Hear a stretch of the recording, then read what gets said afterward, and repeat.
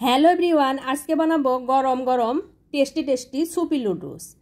যারা শুকনা শুকনা লুডুস খেতে পছন্দ করেন না, আজকের ভিডিওটি তাদের জন্য।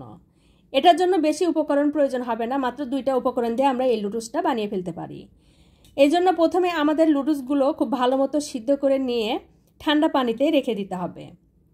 ঠান্ডা পানিতে রাখার কারণ হচ্ছে লুডুস সিদ্ধ করার পর ঠান্ডা পানিতে রাখলে একটার সঙ্গে আরেকটা লেগে যাবে না। লুডুস আমাদের সিদ্ধ করা হয়ে গিয়েছে, নামিয়ে নিয়ে আমরা এটা ঠান্ডা পানিতে রেখে দিব।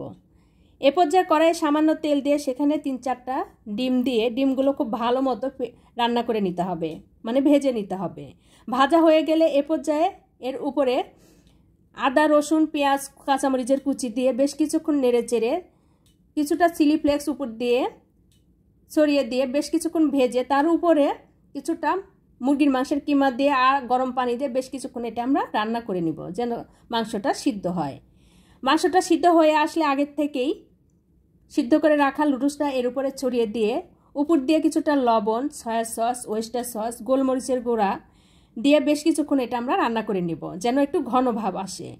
ঘন হয়ে আসলে উপর দিয়ে কিছুটা ধনে পাতা, পেঁয়াজ পাতা ছড়িয়ে দিয়ে নামিয়ে নিয়ে পরিবেশন করব গরম গরম সুপি লুডুস।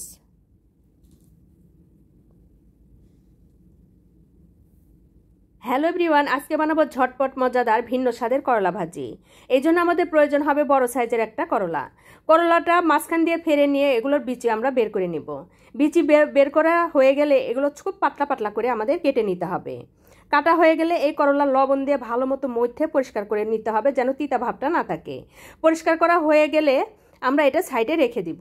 কড়াইয়ে সামান্য তেল দিয়ে এখানে কয়েকটা বড় বড় কাঁচামরিচের ফালি দিয়ে বেশ কিছুক্ষণ তেলের মধ্যে ভেজে এগুলো আমরা করলার সঙ্গে উঠিয়ে রাখবো।